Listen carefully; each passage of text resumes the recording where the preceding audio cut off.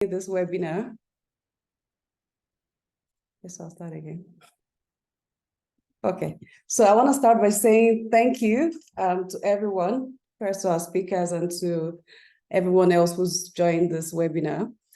We will be discussing the topic, Making Governance an Inclusive Club, and we will be exploring how African youth and women are organizing to take space in political leadership in Africa. This webinar is hosted by Luminate. Luminate is a global foundation that is working to ensure that everyone, including and especially those underrepresented, have the information, the rights, and the power to influence the decisions that affect their lives. Through support to our partners in Africa and in other regions, we're working to ensure that people can fully participate in civic and political life, that they can safely challenge power and access accurate, trustworthy information. And we focus on underrepresented groups, such as in Africa, for instance, youth and women, those who face structural, historical barriers to participating actively in our governance and political spaces. As we know, young people under the age of 30 in Nigeria, the governance and political spaces do not reflect this reality. And so following the last elections in Kenya, 2022, and in Nigeria earlier in 2023, we at Luminate, alongside our civil society partners, have noted some barriers that actively excluded women and young people in these important processes. And these critical moments in our democracies also threw up opportunities for tackling and removing these barriers. And so with this webinar, we hope to further reflect on these barriers, show how youth and women are tackling these barriers, and also understand what needs to be done to support them. And so for this discussion, we have 4 speakers, and I'll bring them in shortly. I see that more and more people are joining, so just a quick note that as the conversation progresses, please post your questions and your comments in the Q&A tab right down there. And we will address this later during the session. So may I now invite the speakers to kindly introduce themselves briefly. And I'll start with you, Muthuri. I hope you've had a chance to catch your breath. Thank you very much. My name is Muthuri Kathure. I'm the Senior Program Officer at Article 19 Eastern Africa. Article 19 is a global organization that works on freedom of expression and access to information. I head the civic space and digital rights and policy programs here in Kenya. Thank you. Thank you and welcome, Muthuri. So I'll go to you, Lindiwe. Hi, thank you so much. My name is Lindiwe Mazibuko. I'm the co-founder and CEO of Futurelect. We're a Pan-African organization that started in the SADC region in 2018 and has just expanded into East Africa and Kenya. We are a political and civic development and training organization. So we provide non-partisan leadership development programs for young people and women specifically who want to run for elected office, currently in the SADC region and the EAC region, or who want to become political appointees. And then we have just launched a digital civic education program in South Africa, which is also part of our expansion plans into East and West Africa. And the purpose is to provide independent information about how to participate effectively in the democratic process in the country, including registering and voting in successive elections. Thank you. Preston. Hi everyone. My name is Preston Ideh. I'm the co-founder and CEO at Stears, and we are a data and insights company on a very simple mission to become the world's most trusted provider of access to African information. So we provide a variety of insights for sort of global organizations and for individuals who are looking to make sort of accurate and informed decisions when it comes to the African continent. We are that data and insights partner. Specifically, we also do some open data work. One of them was effectively the Nigerian elections, and which took place earlier this year, where we made it possible for people to easily access data and insights as relates to the results on election day. So yeah, very glad to be here. Awesome, thank you both and welcome. So we're just gonna dive right into it, and I will start with Lindiwe. So Futurelect work emphasizes training and capacity development as essential to supporting youth and women to take up leadership in the political space. Can you speak a little bit to your work and how this supports better governance? Yeah, so Futurelect was actually born out of my own experiences. I ran for elected office when I was 29 years old. And I resigned when I was 34. And one of the major challenges you face in an environment like, representative politics, especially on the African continent, is the lack of young people, the lack of women. It has a really debilitating effect on your leadership experience because there's so few peers that you can relate to. But also the system is almost geared to alienate women and alienate young people. So there's a huge amount of transformation that needs to take place in the space. And once I left politics, I learned how many other young Africans actually were interested in running for elected office.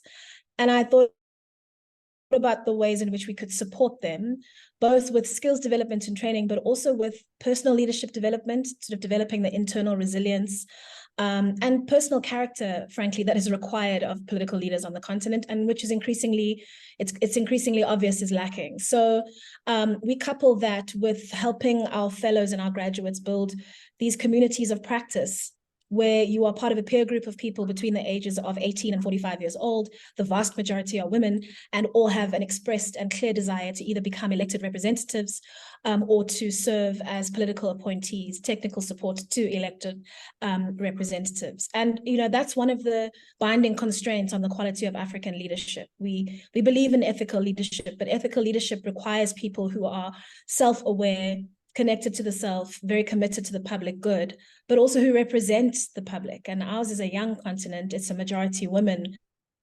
continent, and our leadership is so far from that. So, there's a huge gap to fill. But what's exciting to me is there's only 9,700 odd MPs and congressmen and senators and so forth at national level on the African continent. And at the moment, about 170 of them are under 30. We can double that in a matter of 3 years, just by supporting 200 great young leaders all over the continent to go into public office successfully. So the system is huge, but the political leadership layer is very small, and there's actually huge strides we can make if we take the time to make the investments in the right individuals and then create a community that'll hold them accountable and sort of keep them on the path towards effectively delivering on their mandate in a democratic environment.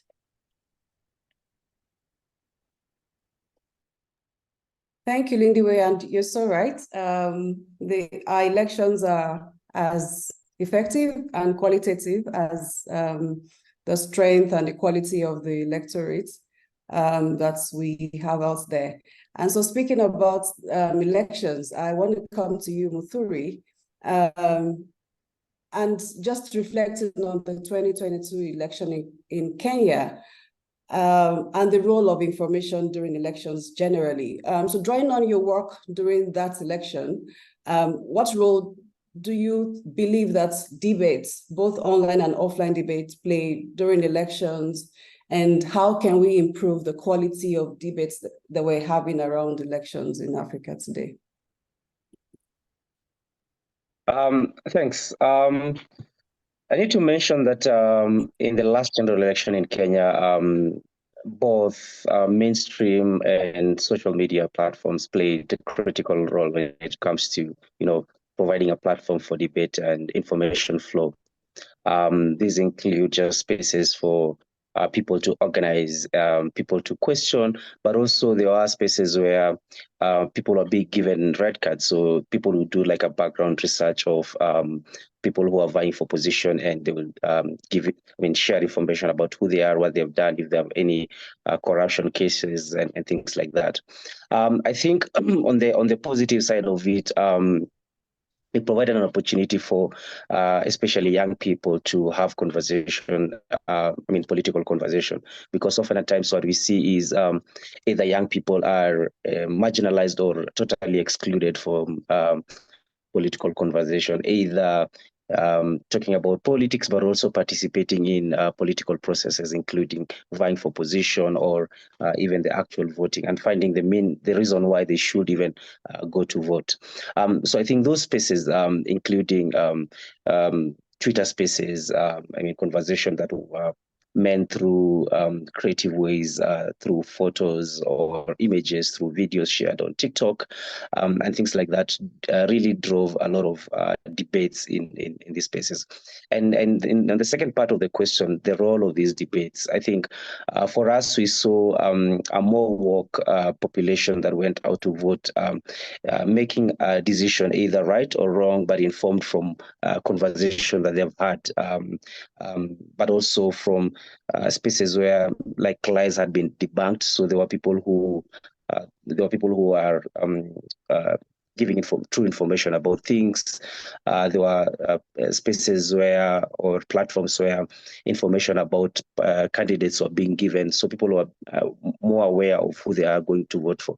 Because you'll find people will probably know who they want to vote for presidency, governor, but they don't know who else they want to vote for all the other positions.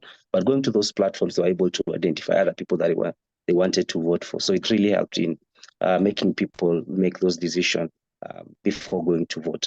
But then on the other side to it, when it comes to the conversation and information flow, I think the fact that the debates were allowed and people were able to have conversation, there was also an opportunity, for information disorder. So even as debates were being had, there were lies, there were images that were not truthful, there were conversations that were hateful in nature, and things that also happened. But I think a lot of effort was put in place by civil society actors, tech platform at times, to ensure that some of these are out of the way, just to allow and ensure that the debates are positive, but also are truthful.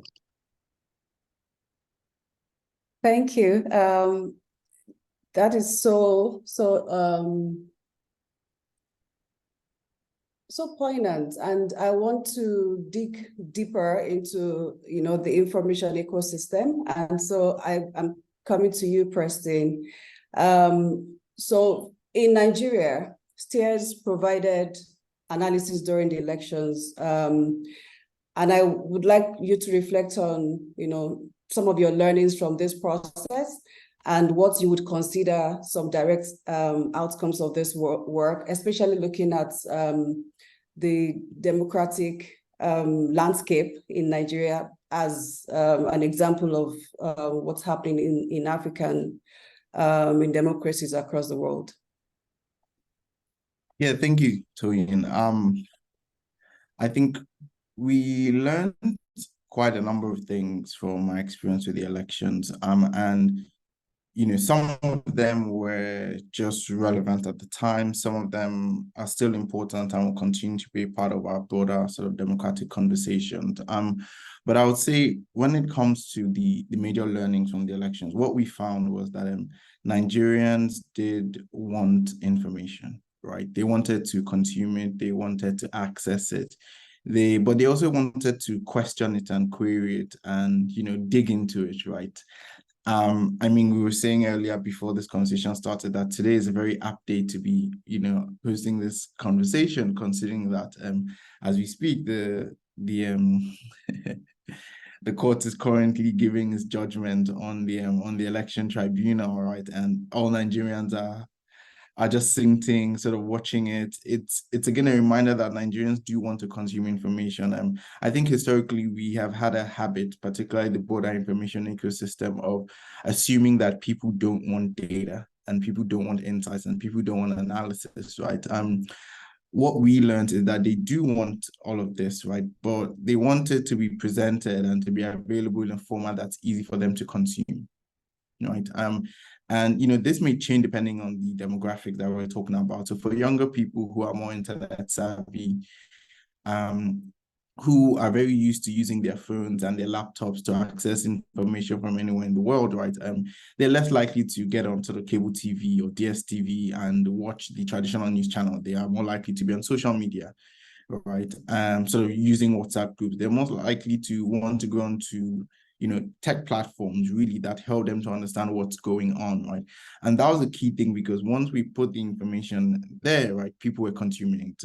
I mean, some of the less exciting experiences we had, for instance, our site crashing and it being overwhelmed user, was because there were so many people who were really trying to just consume and access all that information. So that was, like, I would say, the first and most important long-lasting lesson. And one other sort of example of that was before the elections themselves, and the polls that we released were also consumed by many Nigerians. And historically, polling has not been always done or published to a very sophisticated level here in Nigeria. There were a number of polls for this election.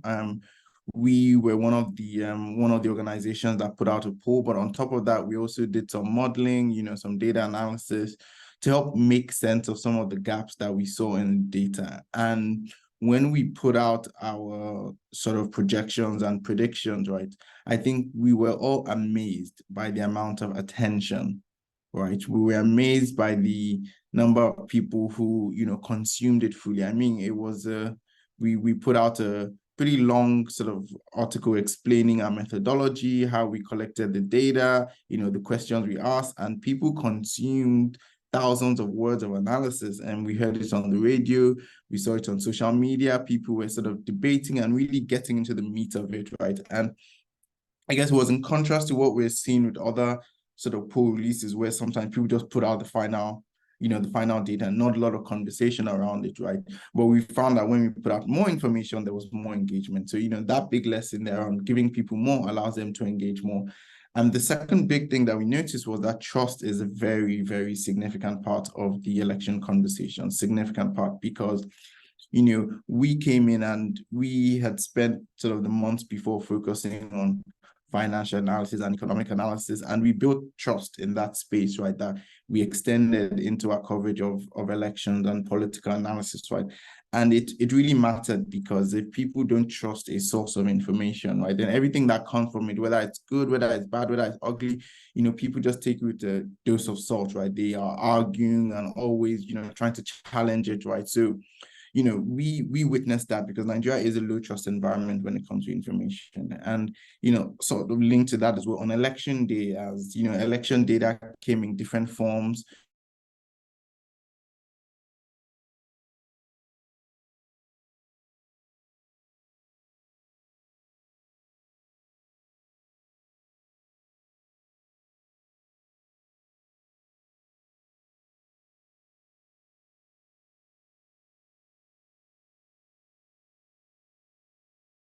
Re-internalizing that underlying truth that that information will be consumed, but at the same time needs to come from trusted source, was very important in creating the overall environment.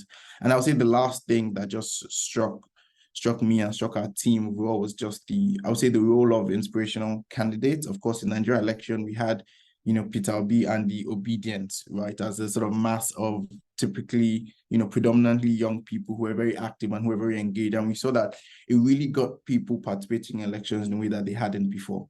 And that was key, right? Because young people wanted to play a big role. They wanted to vote, they wanted to campaign, they wanted to do all these things, right? And I think that's something that's long lasting, right? So, we hope that looking to the future, right, and Nigerians will be more willing to consume even more information. Information providers will be more willing to share high quality information. And of course, as the information ecosystem matures, trust will build in it, and we'll eventually be having more robust, more mature conversations about our democracy.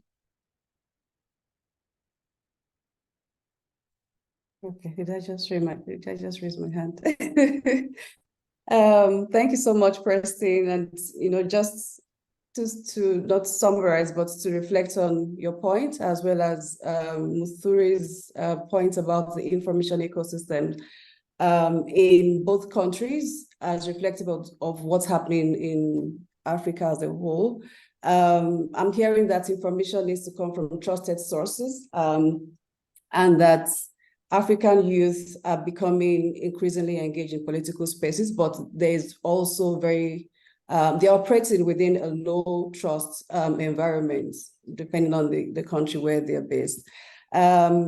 Also, Lindiwe, I'm coming to you now. With everything going on across Africa today, as I said, about the low trust environment, a push for African youth to have more voice and agency, and to be increasingly engaged, and with the increased appetite for them to participate, in the trajectory of their country's governance and democracies, for those who still stay committed to democratic societies. How would you reflect on the young people's response to undemocratic processes, such as the coups that we see springing up in West Africa, for instance? Yeah, so I mean, I think the first thing I should say up front is that as an organization, Futurelect is unapologetically pro-democratic governance.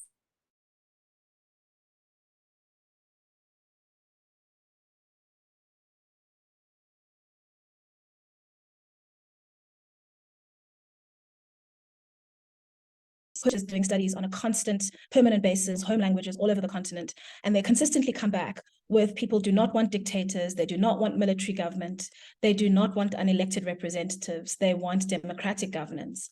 And one of the really cool surveys that Afrobarometer does is to ask people, do you want democracy, and do you think you currently have democracy? And the disparity between the two demonstrates that as Africans, we know what democracy looks like, and we know what it should look like, and we can detect when we have it and when we don't. So I move from that premise. It's not something I will ever, equivocate about. Coups are bad for our continent. They don't produce good outcomes, whether economic or development outcomes. And this debate about democracy versus freedom, or development versus freedom, is so inane, because it pits two things against each other that are actually not related. Development and freedom actually go together. They don't operate at cross purposes. And it's not a choice. You have freedom, it comes with development, if that freedom is legitimate. So that's not to deny the fact that young people have been let down, but by what looks like and quacks like democracy, and it actually isn't. And I think there's terminology for this. I've heard autocratic democracy used, but democratic systems where there's an election every 5 years, the internet is switched off during those elections, the Electoral Commission is captured, the judiciary is captured, and the same party that's in the incumbent party gets elected into office again and again and again, where the processes of democracy are, appear to be in place, but the reality is that there's no free media, there's no active civil society because it's suppressed, the judiciary is captured, the Electoral Commission is not independent from the political leadership of the country, et cetera, et cetera. And we all have those features in our democracies at varying, stages, all of us. There's not a single fully free democracy, in my view, on this continent. Although we've got great examples like Senegal, which have led the way, we've all got flaws in our democratic systems, and they tend to revolve around what happens in between elections, not just whether the election itself is free and fair. So for us, it's clear that young people are disillusioned by what these types of democracy have delivered. They've delivered leaders who, extend their constitutional terms in office. They've delivered leaders and political parties that are so entrenched, they no longer feel that they have to account for their actions. And there's a kind of a bubbling frustration with the status quo.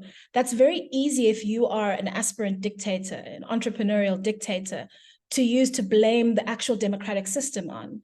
when in fact the problem isn't the system, it's the people who occupy it.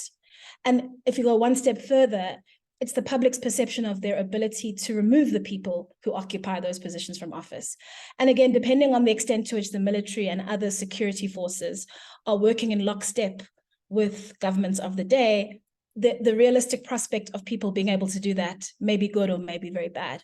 So I think it's incumbent on us to improve the quality of our democracies so that we can demonstrate what real freedom and autonomy, which is what people want, can deliver in other terms, health terms, economic terms, government policy terms, quality of life and wellness terms, and so forth, rather than allowing the narrative that democracy has failed and therefore we need to bring in autocratic leaders to solve these problems, to take root.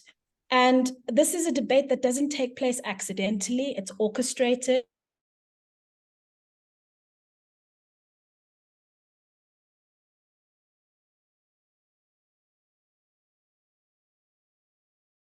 So who wants to drive this narrative? There are, shall I say, military contractors that are not part of the state that want to drive this narrative and who also are part of these coups. It's not like a natural occurring discourse that's happening on the continent. It's being actively driven.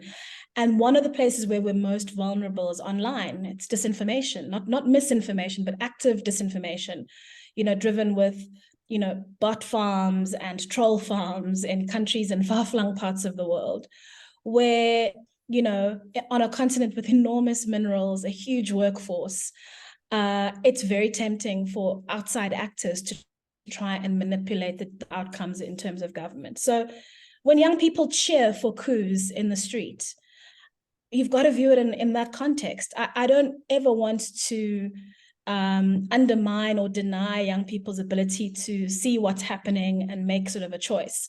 But when your democratically elected leader, as was the case in Gabon 2 weeks ago, has turned into a tyrant, and then another tyrannical force comes along and says, okay, we'll rescue you from this tyrant. Two wrongs are not going to make a right, or two undemocratic processes are not going to make a democratic process. And so I think that's that narrative that we have to sort of untangle ourselves as a continent from. And I think that we need to be more, we have such a deep and profound history of international interference in our business, which we should have put behind us with the end of colonialism, which for some of us took place much more recently than for others, the end of colonialism. And yet it seems to be coming back in a new form, which is these influence campaigns, these coups driven by military actors who come from countries in other parts of the world, Eastern Europe and so forth.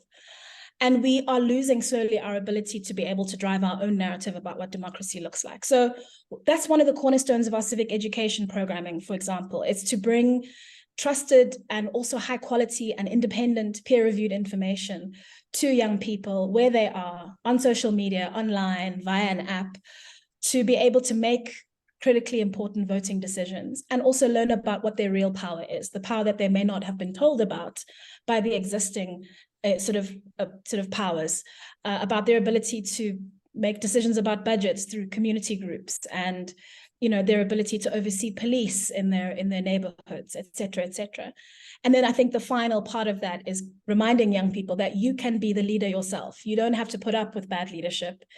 If you've had enough, you can make a decision as yourself to actually be the candidate instead of tolerating the bad leadership, which you feel rightly wronged by. So yeah, I can see why it's happening, but I can also see the context in which it's happening. And frankly, I find it terrifying. So the work we are doing and we're talking about is actually happening against some really hectic headwinds. It's not happening in a neutral environment. We are pushing against a countervailing force, which is about disinformation, romanticizing autocracy and legitimizing international interference in our governance affairs. Thank you, Lindiwe. And these are all very interesting and food for thoughts, and just reflecting on everything that's happening and the trends that we are seeing as more and more young persons and even women and others in our communities go online to organize and to mobilize. And I hear you very, very loudly, and also to emphasize the fact that young persons do want democracy. They want good governance. And we've also is the system of governance that's, is set up to produce that and to provide that to young persons and to countries. I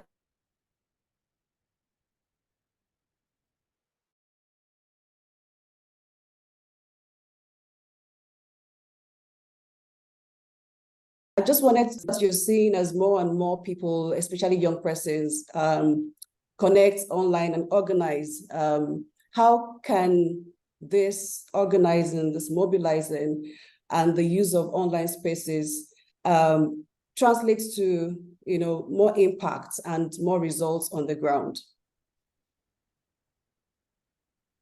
Because as I said, Preston, for instance, there was a lot of energy and engagement around some candidates, but it was more around the ethos and the values that young persons wanted to see in the leader that emerged in that election that you referenced. But all of this organizing needs to be more impactful and to translate to actual results. How can we do this?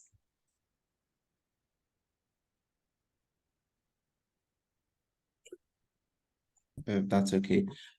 So I think one important thing to acknowledge when it comes to how we can do this is just the role of time. I think it's important to set our expectations right. Now, this doesn't mean we go into an election this year and just expect it to be chaotic and rigged or anything of that nature, right? But when it comes to strong institutions, strong government institutions, and we're talking about the kind of institutions that allow countries to develop, over time, right? It really takes time for them to be built up, and impactful things that happen today, right, have a sort of time lag. So if you look at new inspirational candidates, right, when they come in, they may not win the first election, but they do a job of changing the mindset of the people. And whether it is through inspiring hope or getting people to see that a different way is possible, right? It really changes the trajectory. So if you look at the Nigerian elections, for instance, we have historically been dominated by two political parties, right? And then suddenly this third party came out of seemingly nowhere, right? And played a significant role getting the same number of states, right, as the other two dominant parties. Now, before this election, we had other third force parties. That's what, we'll call them, smaller parties that were not dominant, but they were not taking seriously. They didn't win states. They may have won sort of gubernatorial elections, but when it came to the presidency, they were not very impactful, right? And so Nigerians as a whole, dismissed the possibility of a third party coming into play, right? But this election showed us that that was possible. That with only a few months to the election, right? We're talking sort of 6 months, right? A party that no one really even knew the original origins. No one knew the chairman of the party. They knew their party structure, who are their agents, came out and played a defining role in the final elections, right? And what the opportunity that creates is for people to realize, oh, we had previously analyzed Nigeria's political scene with this lens. These are the assumptions we've always taken to elections, and now things are different, right? Just the existence of that fact, I think it changed the way people move, because, when it comes to even young people deciding we want to participate in the elections, right? Most people are trying to, there's that perception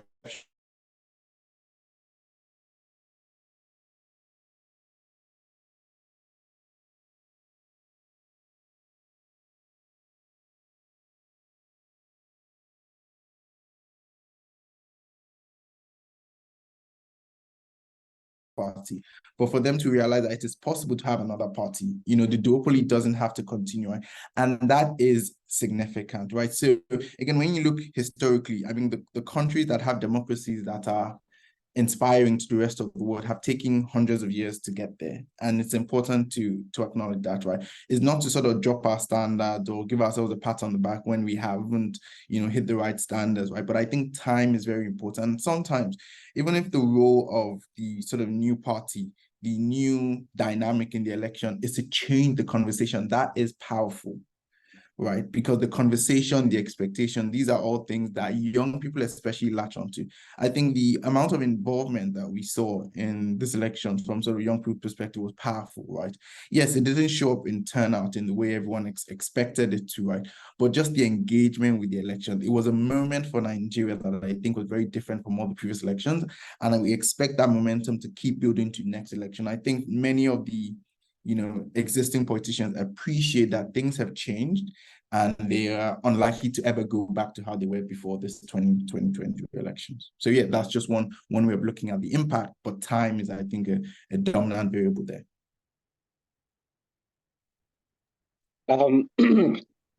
I think from my end, I think one thing that we need to appreciate is when it comes to the online engagement that translate into actual physical or offline impact. We've seen it happening, but it's mostly confined into socioeconomic issues. So you'll see people having protests online that will lead to, unmasking of corruption or things like that. But then it's been a challenge when it comes to civil and political rights issues.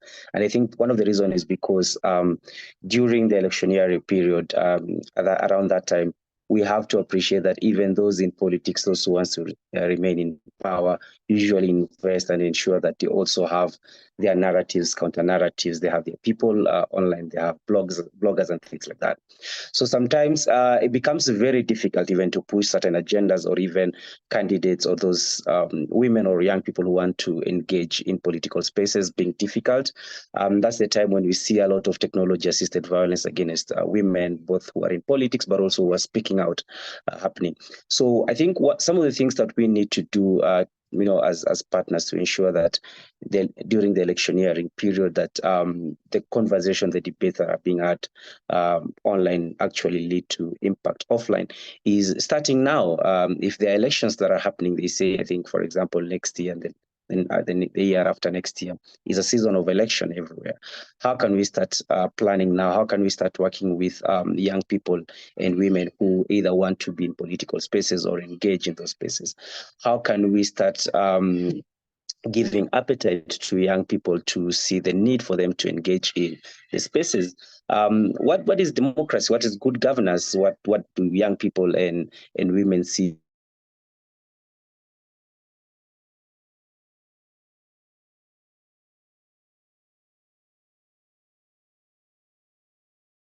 as the other thing that I was thinking about is ways in which we can ensure that the spaces are safe but also are easily accessible. I think what has happened now is we think everyone is on social media. It's not the case. There's people who still listen to radio. There, when you talk about, for example, women or young people, we are thinking of everyone in the city, but then there are people who are outside these spaces who also need to engage in these spaces. So even in our intervention, are we inclusive so that we ensure that everyone is part of the conversation, irrespective? I mean, taking note of those who are having the debate online, but also those who can be reached to through all form of media, so that they are all in the space participating and having the debates as well. Thank you, Lindiwe. I don't know if you wanted to add something. First of all, I so agree about the passage of time. One of the things that we often underestimate is how dynamic elections can be and how quickly they can turn around. And so a system that you think was entrenched forever can be overturned at the right moment with the right interventions by the right group of people quite rapidly. For me, it's clear, it's becoming clear that it's not only enough to be able to access information that is trusted online, it's also important that you be able to detect what is trustworthy and what is not. And I think we don't talk about media literacy and civic education in lockstep with one another enough. I'm old enough to have been a student at university at the time when media studies were being introduced, and everyone looked down their nose at those of us who took it as undergrads, as like lazy kids. But one of the things you learn in media studies is actually media literacy, how to discern, to critically analyze, to see what the underlying is, to remember the audience, remember the source. These things actually now, in a highly technologically engaged societies that we live in, they need to be part and parcel. Literacy and media literacy need to be one and the same thing, because unless you can discern and critically engage with who's trying to give you this information and what their intentions are, unless you have the basic tools of verification, two other sources that tell the same story, unless you know how to use Google reverse image search, unless you know that these tools and these behaviors are necessary to be able to navigate the space, you have a whole country of young people coming out of our education systems who are deeply and profoundly susceptible to this kind of misinformation. So I think as we think about disinformation and misinformation and providing trusted information online, we also need to empower people to be able to do their own decoding and their own discerning about what is trustworthy and what's not trustworthy. I also think the days we should be fighting to bring to an end the days when internet service providers just turn off their service at the behest of an autocratic state. It's been happening a lot in elections. Often there is a legalist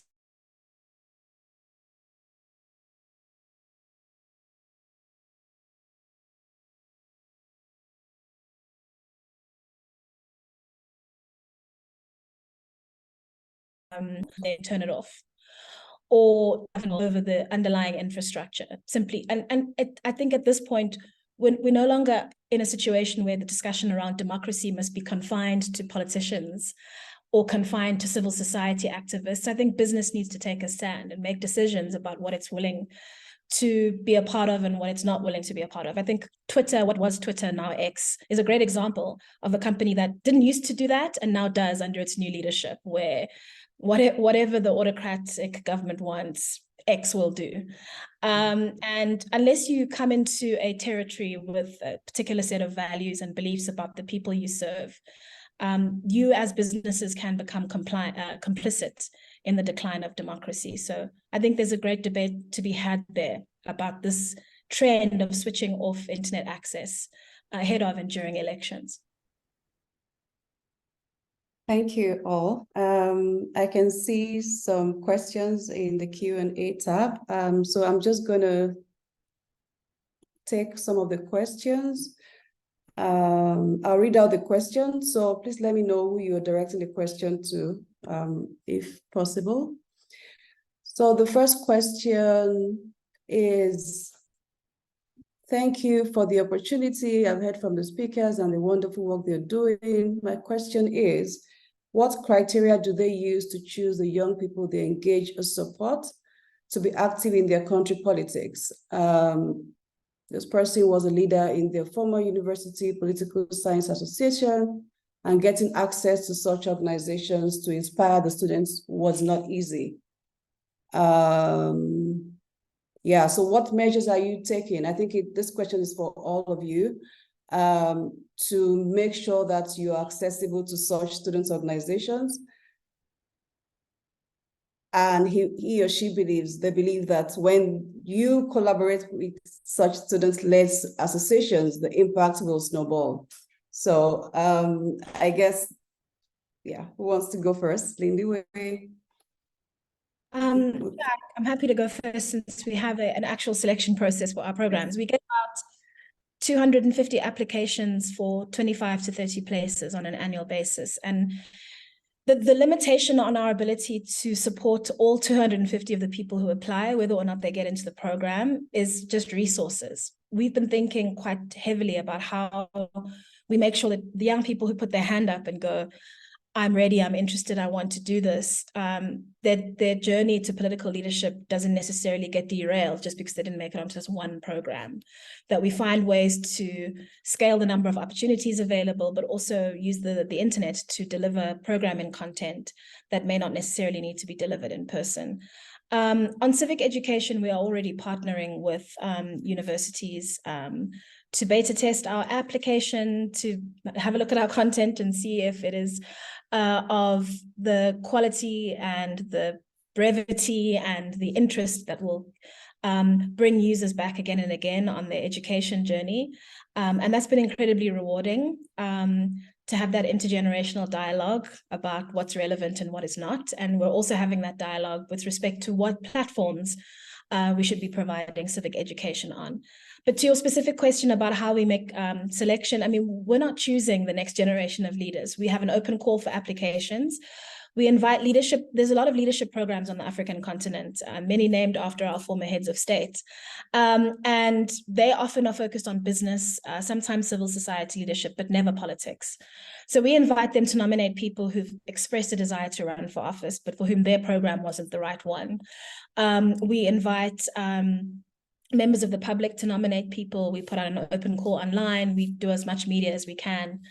And then we invite the top 50 applicants in any round to come and meet each other, meet us, and do a series of panel interviews, group exercises, and so forth, just to get a sense of how we can now put together a class that is ideologically diverse, that is a minimum of gender balanced, but usually a vast majority of the participants are women.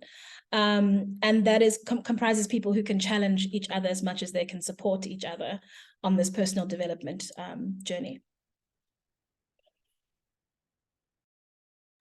Right, I accept Muthuri wants to add. I think that question has been taken. Do you want to add anything to that? Just to mention, for us, we, unlike Lindiwe, we do not have like a specific criteria where we pick people to work with us. But then what we do is provide support through different projects. For example, before the last general election, and up to now, we've been running a project on online resilience for women in politics, basically running Digital Rights Academy for women who are either planning to be in politics or are already in political spaces, for them to know how to engage their voters in digital spaces. On the other side is during general election period, we ensure that the internet is open but also safe for debate for people through engagement.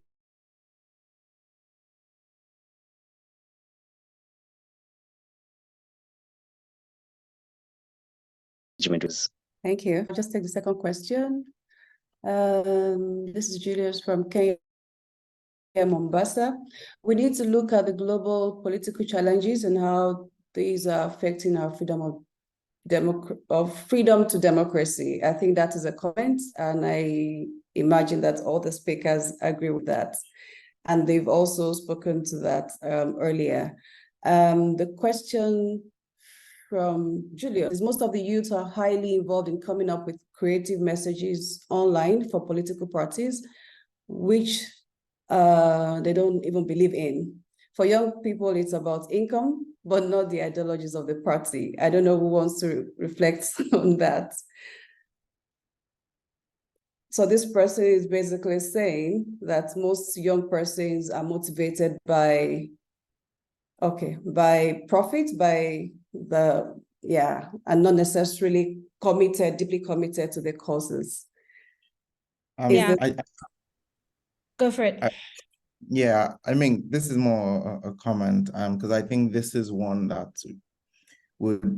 it's subjective how we look at young people, but I think we can't exclude the realities, the economic realities, the socioeconomic realities of young people on the continent today. I've had some conversations with young people who said, you know what, I am optimizing for I'm optimizing for employment, right?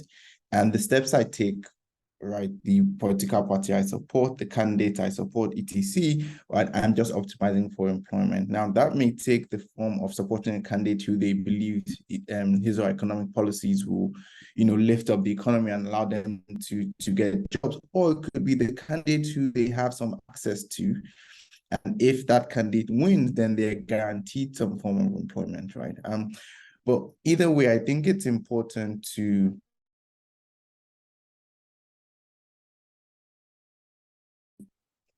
that grace to young people who are in, really, really difficult or facing really difficult realities, right? And to have to make decisions because it's hard. And sometimes only when you have some amount of privilege can you afford to think for the long term. Because if you look at I can speak for Nigeria, none of our economic statistics are particularly inspiring right now, right?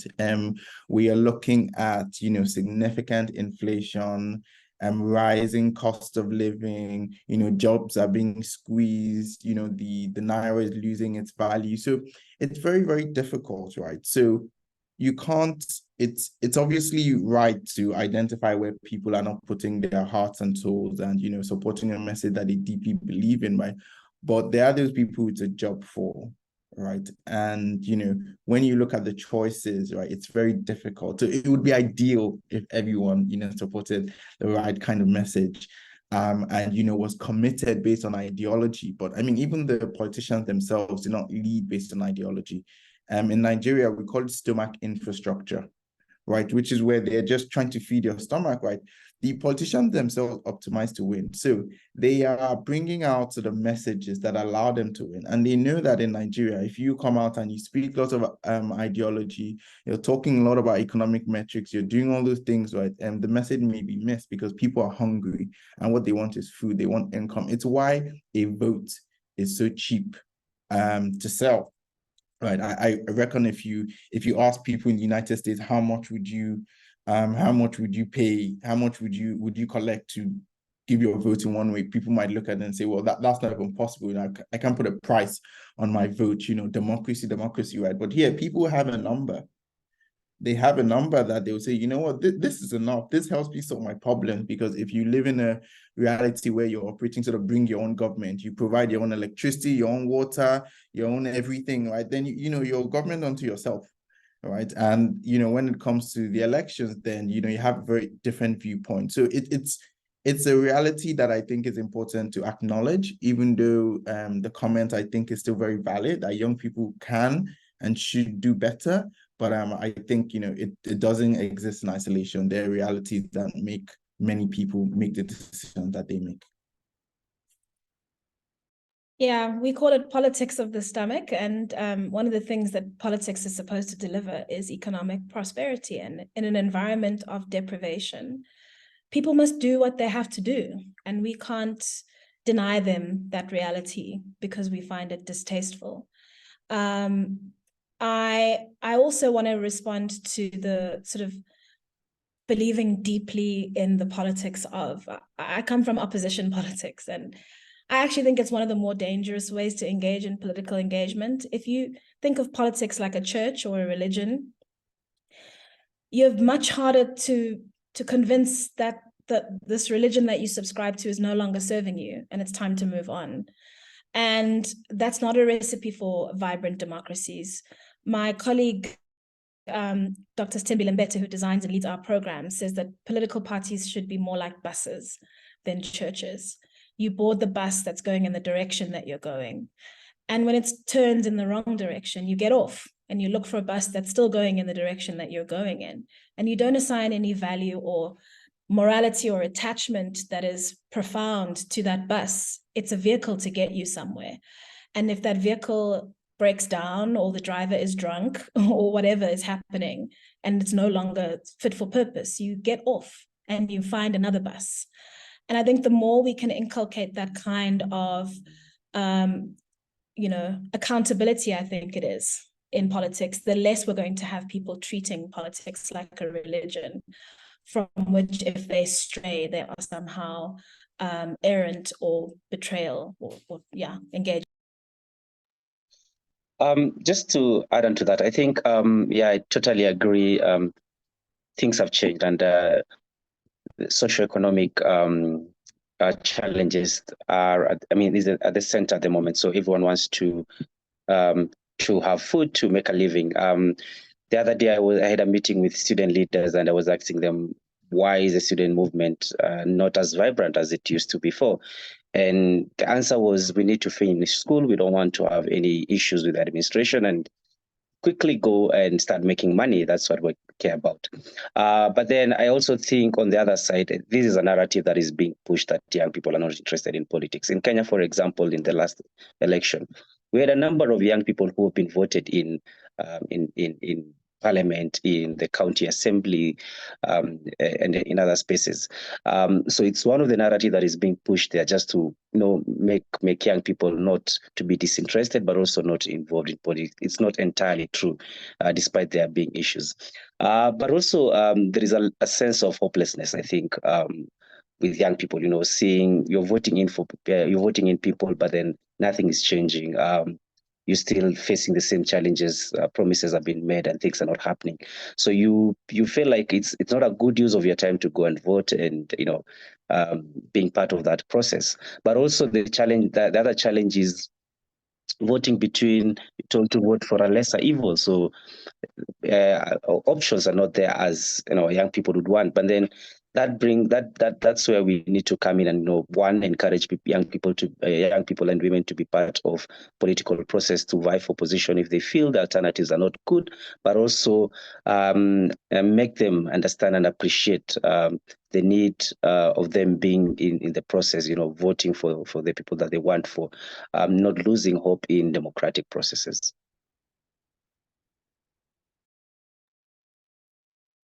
Thank you. Oh, and I see Samson is back from the tribunal, I imagine. Okay. So we're taking questions, and we'll just take the last two questions and come to you. I'll give you an opportunity, Samson, to say a few words as we move to round off. The last two questions we'll take very quickly. The first one is, what can or should foreign donor countries be doing to support young people and civil society to make governance and politics more inclusive and open? We have reflected on this, I guess, but if we can okay, I think I can push this to Samson.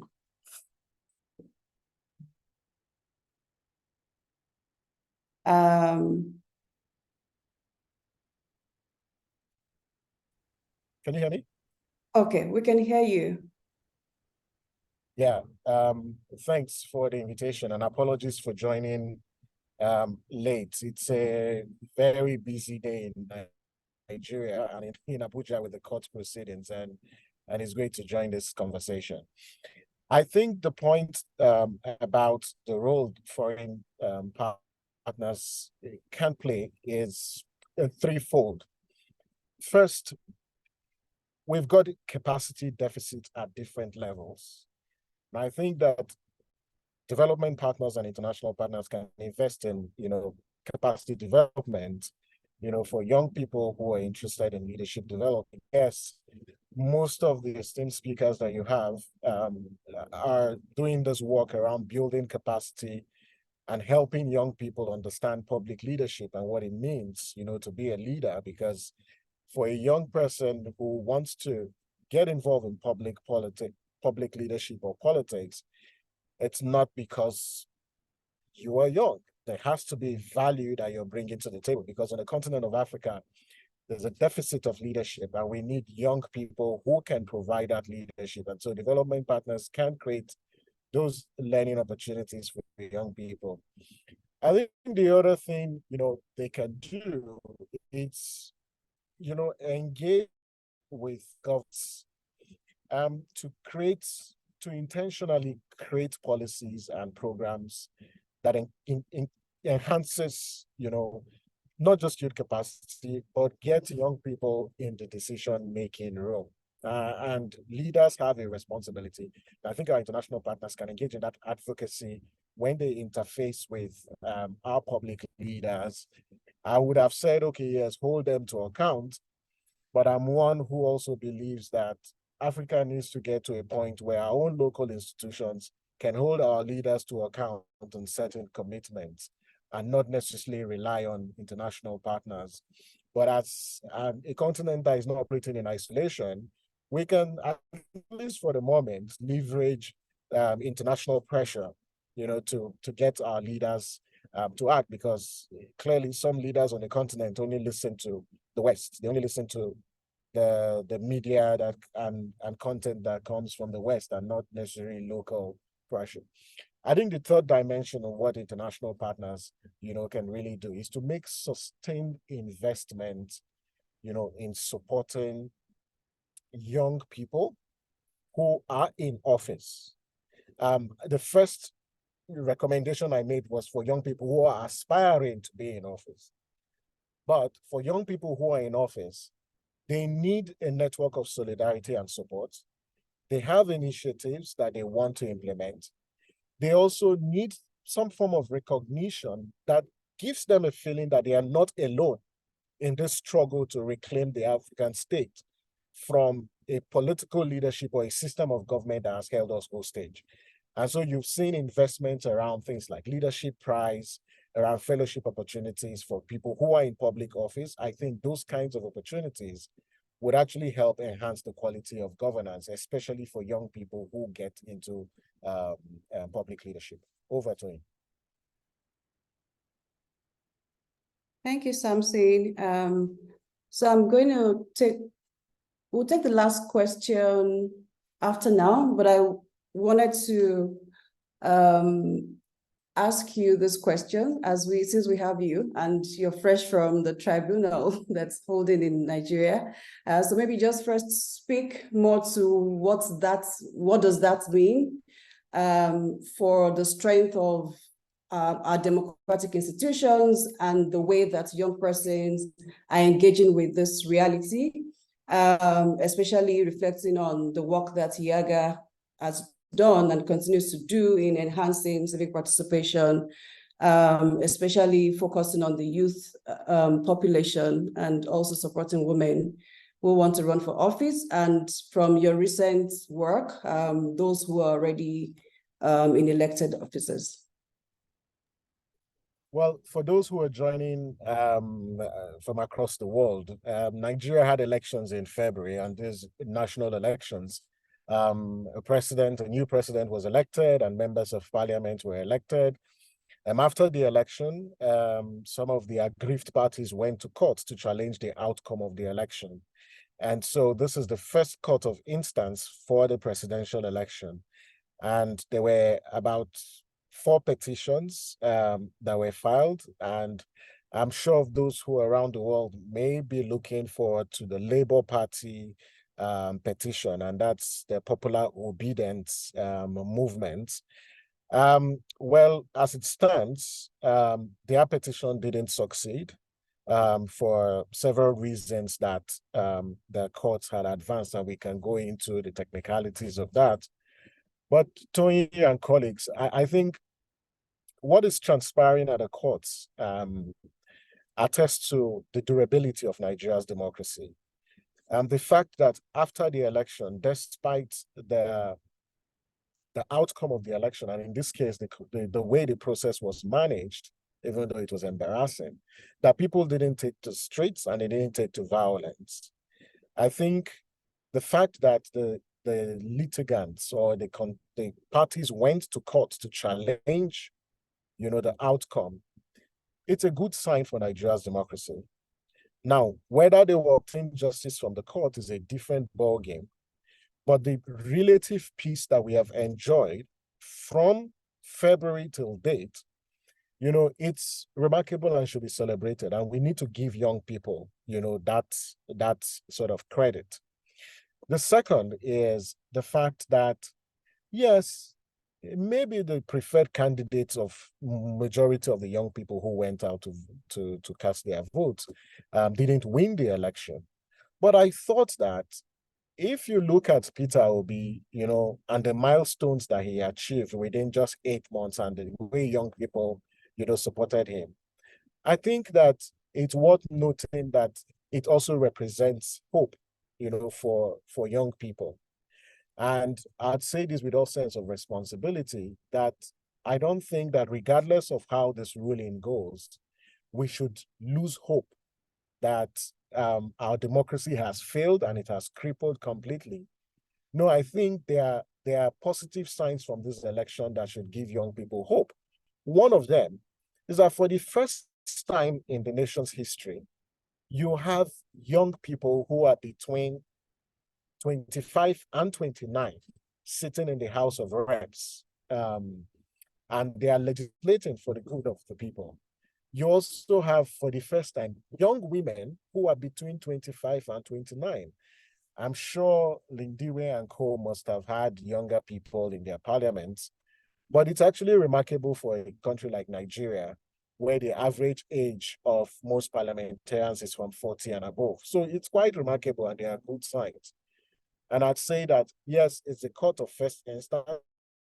This matter may go all the way to the Supreme Court, but my call on young people who are involved in this election is to look at the positive dimension of the election and then build on it, because the next election is just few days away. It's about 1,200 and something days to the next election. And so 2027 is not far away, and democracy is a journey. It's not an event. And this process of reclaiming the state is a journey. But the courts, will be delivering their judgment. They are currently on the third and perhaps the last petition. We'll wait to see how this actually concludes.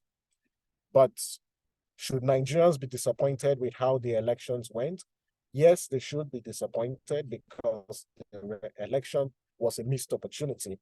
And as we call it, INEC, the Electoral Commission, disappointed Nigerians. And Nigerians have a right to feel disappointed. But disappointment will not bring the reforms that we need. It's going to take constant work to reclaim the state, because this is a journey and not a one-off event. Over. Thanks, Samson. We have two questions on disinformation and how we can support how young people aspiring for leadership can handle disinformation. And there's another one on how initiatives get towards fact-checking information. I mean, talking about creating and enabling healthy information ecosystems, how this can impact on and create more effective governance systems. And what strategies and partnerships do we need for all this to happen? I'll read out the last question, because I wanted to move really fast. How can we deal with the gatekeeping in the politics governance spaces? Case in point, when there are forums, opportunities on those topics, rarely do the general public get to know. Okay. What are some solutions to deal with this issue of gatekeeping, that is? So the one on fact-checking and disinformation, permits me to pass that on to you, Preston, and Muthuri, kindly also share your thoughts. And the one on gatekeeping in politics and in governance spaces, Samson and Lindiwe, can you react to that? So I'll hand over to you, Preston. No, thank you. I think it's a very interesting question, because it's something we often have to deal with. One thing I would say is, as tough as it sounds, right?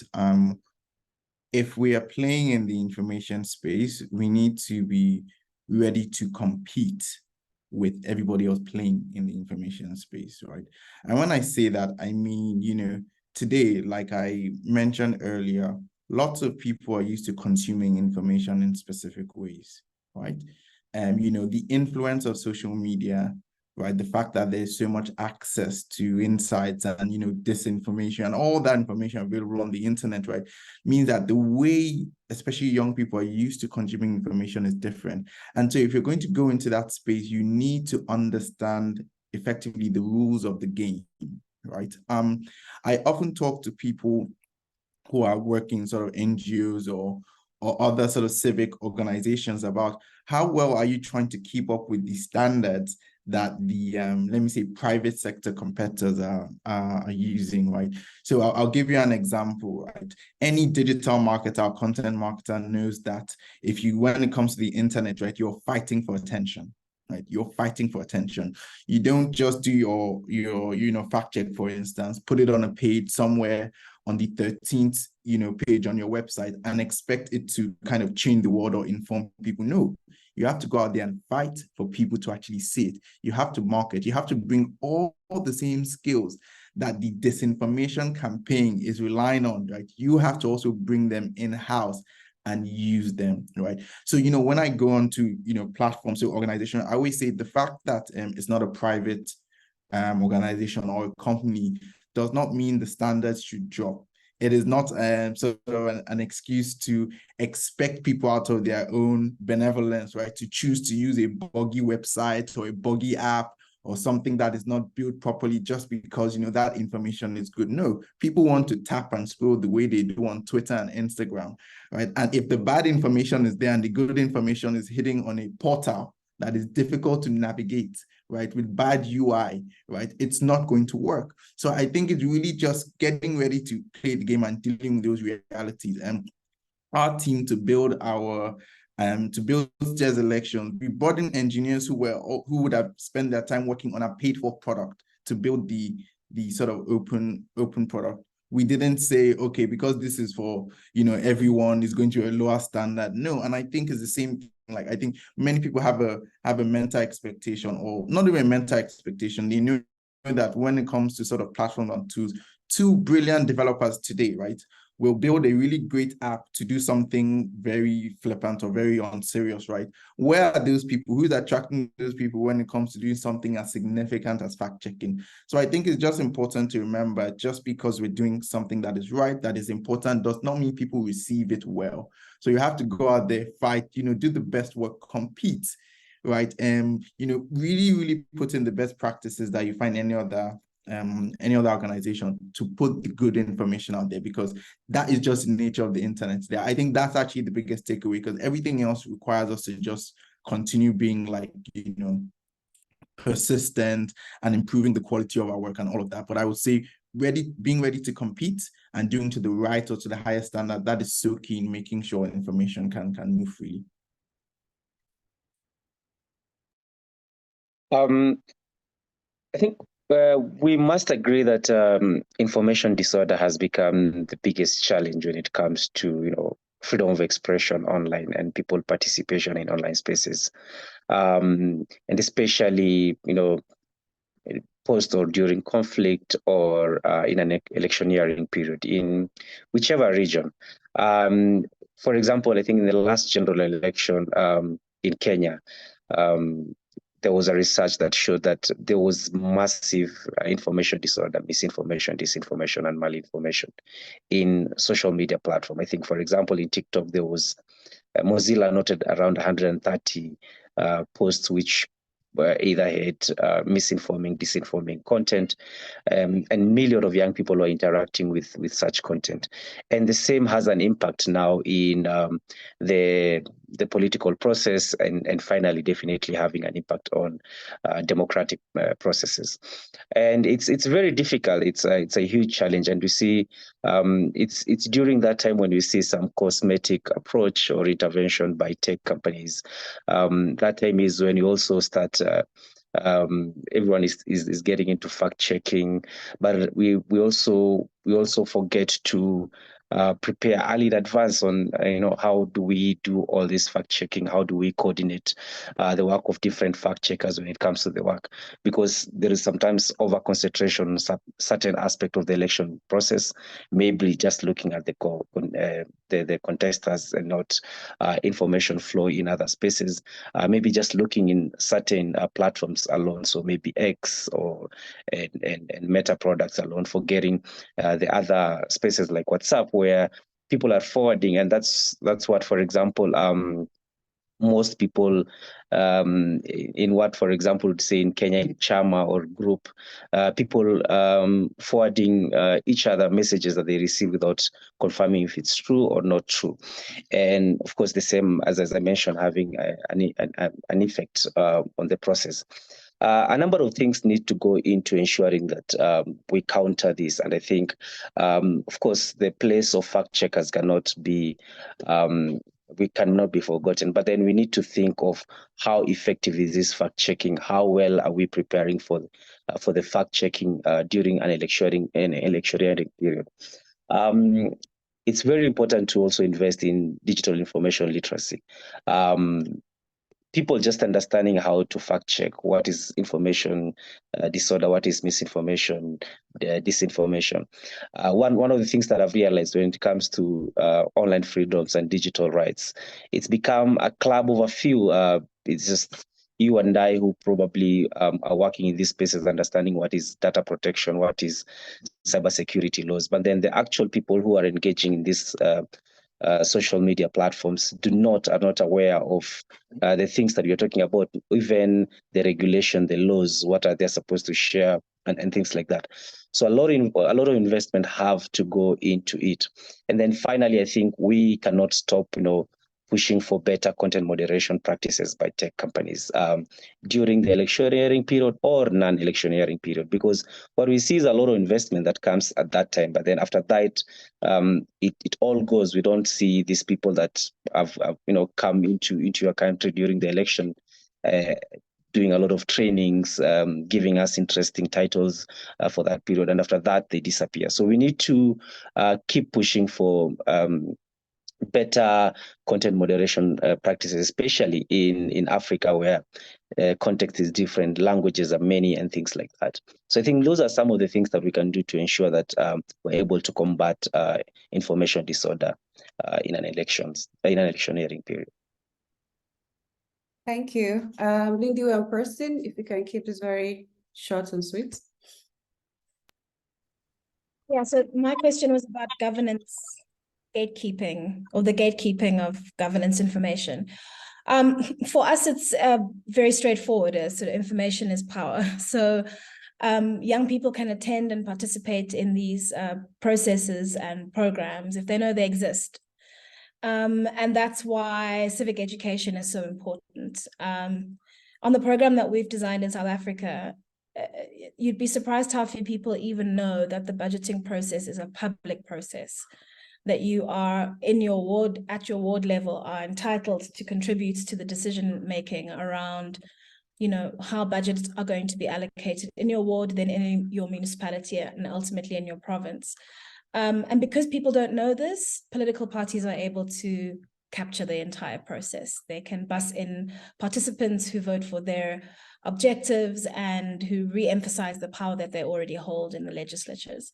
So yeah, access to information is power, but I agree completely with Preston. We don't get the luxury, just because we do mission-driven work, of packaging our information in an illegible, overly verbose and difficult to search or find manner. Increasingly, the challenge is for people's attention. And for those of us who have watched a TikTok video about hair or, nails, or the gym, whatever, we are equally susceptible to the desire to see short, sharp information blocks that are compelling and interesting. And if we can't learn from the experiences of people in commercial communication, then we are never going to be able to keep up in terms of making sure that people have access to this information. I think the second piece of, dealing with gatekeeping is, gatekeeping happens in political leadership. The reason we have such older leaders on the African continent is because they don't leave, and they gatekeep the ability of young people to come in as alternative candidates. And often the mantra is, you're not ready, or you need more time, it's not your time yet. And so I think the culture of young people contesting older leaders for power and saying, I'm going to run against you and I'm going to beat you, I think is something that we need to, engage much more in and find more comfort with, because it's a legitimate part of the democratic process. And I think we also have a duty to not tolerate narratives that imply that leadership is something that is passed down from one generation to the next, like an inheritance. It's not. It's something that you contest for, and that your record in leadership is tested at the elections. And the more and more young heads of state, cabinet ministers, MPs, congressmen, and so forth that we have, who can demonstrate the effect of that, I think is the better.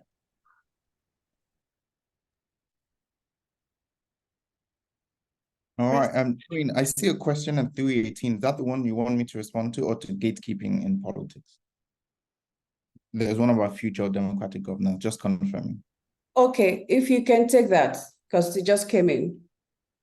Yes, actually, for me, I think the hope comes from doing the work, myself, of playing my own role and looking to people who are also playing their own role. I don't think there's any I personally don't subscribe to view that someone somewhere at some point will do something that will change everything, right? It's really about, looking and saying, what role am I playing, right? And what role are the people around me playing, right? It's actually seeing people making the change today, right? And being confident that we sort of, the evidence of tomorrow is what we're doing today, right? And what we've seen yesterday, right? There are lots of people, including everyone on this call, who's playing a sort of very active role in trying to push forward Nigeria's democracy, right? And like what Samson mentioned, right? Seeing the steps that are being taken, even though they're not perfect, right? They're the best indications that the next time it will get better and we will continue to improve, right? But there is no sort of big, let me say, vision or delusion in my head that makes me just feel everything will get better at some point. No, it's, my own contribution and the contribution of people around, right, that continue to inspire me to think that, we'll keep pushing. And even if we don't get it right, we'll try again and again and again and again. So that's sort of my personal view on, I guess, being optimistic about the future of governance in Nigeria specifically. Thank you. That is very helpful. So we are rounding off now, and I'll just invite you all to, in 1 minute each, share your final thoughts with us. Okay, I'll start with Muthuri. Thanks very much, and I've really enjoyed being part of this conversation. I think my parting shot would be to the participants who are here, either young people or women who are either in politics, interested in politics, or actors who are working to ensure that political and civic spaces are an inclusive club, to not give up, to keep pushing. Challenges will always be there, but then we have a higher call to ensure that we open these spaces and we allow people to organize and shape their political and civic spaces. Thank you. Lindiwe? Yeah, I think there's two important things that, for me, that have come out of this discussion. The first is shifting the culture around political leaders, the dogmatic cultures around, commitment, blind sort of devotion to a political project as opposed to accountability, and the principle that that older leaders must hand over or make way for younger leaders. That's not going to happen. We have to contest for power, and we have to be courageous enough to stand up and say what we're going to do with it. And one of the things we're unapologetic about also at Futurelect is that young people deserve and are entitled to have political power, to hold it, to wield it for the betterment of their societies. It's not like a ticking time bomb in their hands. There is much contributors to and developers of our democracies and our societies as older leaders are. So I think once we shift the thinking around political culture and we stop seeing it as such a holy cow, we can start to have more vibrant engagement from young people, and particularly from women, and start to build those communities of practice where you can find somebody in your country, in your community, who's done this thing that you want to do, and who you can connect with on it. I think the second piece has been around elections and disinformation. There's a wave of elections taking place next year, some of them in places like the United States, where the world's media will be paying attention. And in the shadow of that media attention, will be elections in other parts of the world, including in my region, South Africa, Botswana, Mozambique. And we have to turn our own spotlights to our own elections and make sure that in the shadow of all the attention on the US and other countries, that misinformation isn't allowed to go and continue unchecked. And that we are fighting to inculcate media literacy, do fact-checking work, support free and independent media, create opportunities for verified information to surface and be visible and available to people as much as possible, because this is the moment where interference will take place, and it'll largely take place online. So there's a huge amount of work for us to do, both next year and in the years to come.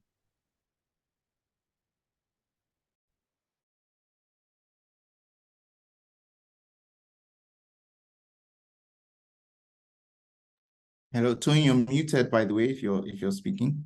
Yes, I was speaking to myself. I was inviting you to share your final thoughts. Oh, yes. So I think two main things come to mind, and I'm glad that both Samson and Lindiwe echoed it in different ways as well. I think the first is just appreciating the role of time. It takes time for democracies to mature. It takes time for you to see the sort of fruit. There is a natural time lag. So if we start making changes in 2023, we have to follow up and we watch to see how that transforms and evolves over the next 4 years. And it's not just the election that comes in the next 4 years, but the one that comes after that, right? So if you look at the history of political development and the maturity of governance institutions, you see that it takes time. And, if you go in thinking, it's a sprint, right? That is the wrong mindset, and your expectations will definitely lead you to disappointment, right? But the second thing is, again, leaning to a phrase that Lindiwe uses, contesting for attention, and it's a response to that question around fact checking. I think organizations that are standing on the sort of right side and trying to do better have to appreciate that they have to also compete, and they have to deal with all the other sort of information providers that may not be as noble as they are, right? Maybe better funded, more experienced, but they must be ready to actually contest there, because people will eventually consume what's easily available to them. And if you're not sort of at the table, and when I say at the table, I mean part of the sort of users' information diet, right? You will not get the opportunity to feed them with your own information, right? So it's just important to keep that in mind. We have to contest for attention, and also time is a big factor. Samson? Well, thanks. Just 2 points. The first is the fact that, the issue around gatekeepers, and just to lay out on what Lindiwe said, it's that the youth age is a transient one. Today's youth will become tomorrow elders. And so for those of us who are on the front lines who are doing this work, that we recognize we have a duty to build other people who will take after us. And when it's time for us to leave the stage, that we leave the stage and not become the Mugabes of this world in this space where we work. I think that intergenerational engagement can also happen between we millennials and the Gen Zs, because they are speaking using technology, speaking from the streets, and they want the space. And when it's time for us to see the space, let's leave the space for them. The last point I'd like to make is for young people who are seeking, to make governance an inclusive club, that inclusion is a democratic value. But that is not all that there is to democracy. That it's an inclusive club that will do 3 things. 1, lift people out of poverty. 2, provide security for the vast majority of our people on the continent. And thirdly, ensure justice.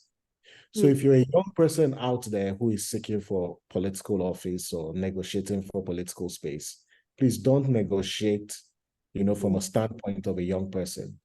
Negotiate from a standpoint of the value and the contribution that you need, because our continent is suffering. Our continent needs to breathe. And I think young political leaders have the air and the oxygen to breathe life into the development and governance process on the continent of Africa. Thanks, Toyin. Thank you very much. It's been such an enriching conversation. And so as we round off very quickly, this very interesting conversation about how youth and women in Africa are pushing, and addressing barriers that have excluded them, from being civically engaged and from participating in politics. I would love to uplift the salient points, that you've all raised, including that one young person is in Africa, one democracy, and they are increasingly getting engaged in political spaces. And so they need an enabling environment to do that. Also, we have emphasized that African youth and women still face barriers in running for office, in winning elections and participating in governance spaces overall. We've also highlighted the work that civil society and other change agents are leading, in addressing some of these barriers, and we've surfaced some of the learnings that you all have captured doing this work. We also said that more needs to be done in terms of support for the work of CSOs and other change agents working to advance and bring about inclusion and diversity in our governance and information spaces. And here, Luminate remains committed to providing that support. At Luminate, we're also very excited about the impact that our partners, some of whom we have interacted with on this webinar, that are making to promote inclusive participation and to ensuring that accurate and inclusive information in African media and digital platforms continues to or becomes a reality. So may I now extend my deep appreciation to your speakers, to Lindiwe, to Preston, Muthuri, and Samson. Thank you for your time. Thank you for your rich insights. We've learned a lot from you today. Also, thank you for staying committed to ensuring those historically underrepresented groups in politics and civic spaces are empowered to participate actively in political spaces and governance. And as the theme of this conversation says, governance should indeed be an inclusive club. So thanks also to you, our engaged participants. Thanks for the questions. I see someone say that we need more time. Yes, I agree. But thanks for giving us your time. We value your time and your engagement. And we believe that you will continue to work and to support the work that is being done out there to ensure that governance is indeed an inclusive club. Thank you all, and apologies for taking 4 minutes of your time beyond what we had requested. Enjoy the rest of your day. Bye.